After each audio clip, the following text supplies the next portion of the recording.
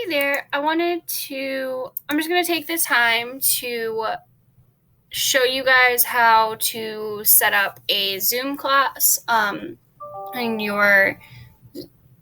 not your Zoom, your Canvas course, how to personalize it, make it your own. So what I did just to show you how to do this is I just created a fake class so I can start from scratch, just like you guys.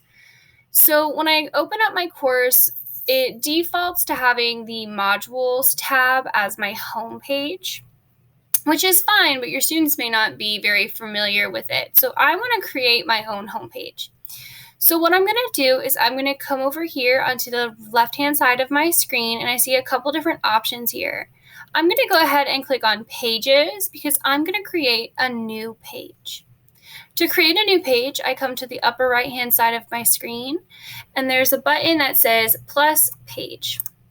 So I'm going to click on that, and I'm going to create my home page. So I want to give it a title, and then I can go ahead and add all of the images that I want to add. If instead of doing this, if I have one that I know I want to use that somebody else made that they shared with me, all I have to do is pull that in. So for example, I'm going to go to the Commons and I'm going to pull the one that Michelle Steele made that she said we could use. So hers was called, so there's two different ways I can find it. I can either scroll and look for it that way, or I could, see here it is, or I could type it in up here. So this is the template for a homepage that Michelle Steele made. And it's super duper cute. Look at this cute little dragon. Look at the buttons. We love them. So I'm going to go ahead and use this one instead of making one from scratch because I have enough to do. So to take it, all I have to do is click on Import and Download. And I'm going to add that in to the class I wanted it in. I'm practicing with my fake class, so I'm going to import it there. If you want to import it into your sandbox, that's fine. You just select the class and then click Import into Course. Once you've done that, you'll get this box saying that you've successfully done it. Yay! So now what I'm going to do is I'm going to go back to my dashboard. And I'm going to go into my fake class. I accidentally made two fake classes, so I have to make sure I click the right one.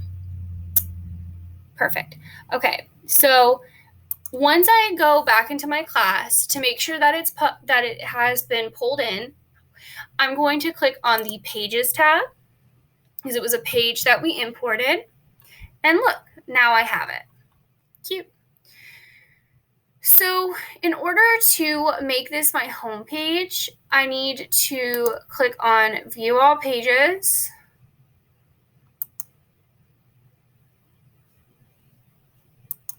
And make sure that it is set as my front page.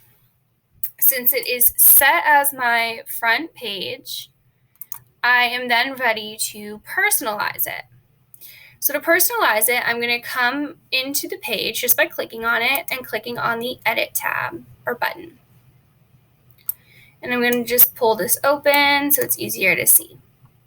Now, I have this great welcome image here. Again, precious little dragon baby.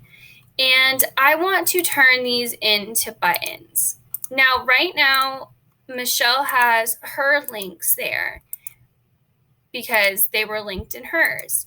However, my links in my course have to be different. So the first thing I'm going to do that you see me doing right now is removing the links that already exist. So I'm clicking on this image, coming up here to the top where this little link icon is, where we hyperlink things, and I'm clicking on Remove Link. And I'm going to do the same thing with these bottom two buttons. There we go. All right. So now I have just a page with images. Okay, there's a cute image and then buttons. So right now these are just pictures and we want to turn them into clickable buttons. So to do that, we are going to select the image. We're going to come up to the top and click on the links option. It looks like a little chain.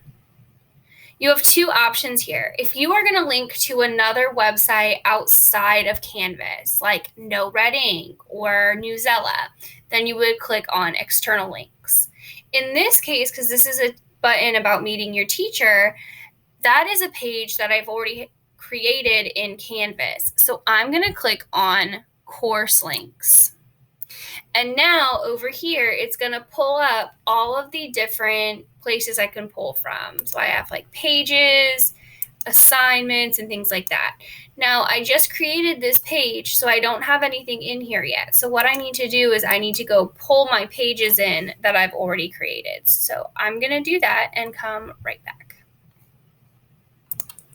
Okay, so I went and grabbed my pages and brought them in. And now I'm going to link them. So I'm going to click on my image like I talked about, click on the link, click course links, and now I'm going to find what I want it to link to. In this case for Meet the Teacher, it's another page. So I'm going to click on pages, and now I have my Meet the Teacher page. And when I click on it, it now becomes a link. See how it says link options? That means it's now a link. Then I would do the same thing for all my other buttons. And as you see, it doesn't matter how your buttons are shaped. Like this one looks like a little ticket. It's still the same step. You come up here, course links, pages, this week's work. So that's how you link things in here. So now I want to just go ahead and click save. And there we go. So now when my students click on Meet Your Teacher, it'll bring them to the page where they can get to know me.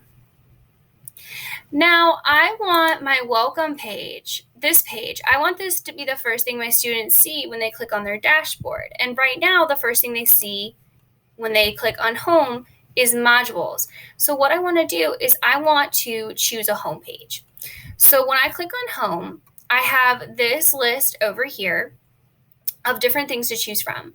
The third option down says choose homepage. So I'm going to go ahead and click on that. And now I have some different options. I can use my course activity stream, assignments, but if you look here, it says pages front page. And it even tells you what that is. So my front page, remember we set that earlier as the welcome page. So I'm going to go ahead and click that one as my home page and then click save. And when it reloads, that is now my dashboard, or not my dashboard, I'm sorry, my homepage. That is now my homepage. So when I publish this class and students click on their class, this will be the first thing they see when they pop up. And then they can just scroll down. If they need to ask a question, they can click that button. If they want to see this week's work, they just click right there. So that way, it makes a really simple and easy to use page. You can also personalize what the students see when they are looking at their page. So you can personalize what they see over here. So you just scroll down to where it says settings. And then at the top, you'll see some different tabs. You click on notifications. And then you can hide things and unhide things from here. So I can disable something, or like, for example, outcomes right now is hidden because I don't have anything there. When I put something there, I could do it, or I can just go ahead and click disable and it'll get rid of it. And when I get rid of things so they don't show up here anymore, they're going to pop up down here. So if you're not going to use badges and you don't want to confuse your students, you can go ahead and get rid of that. If you are not going to use new analytics, you can disable that and move it down there.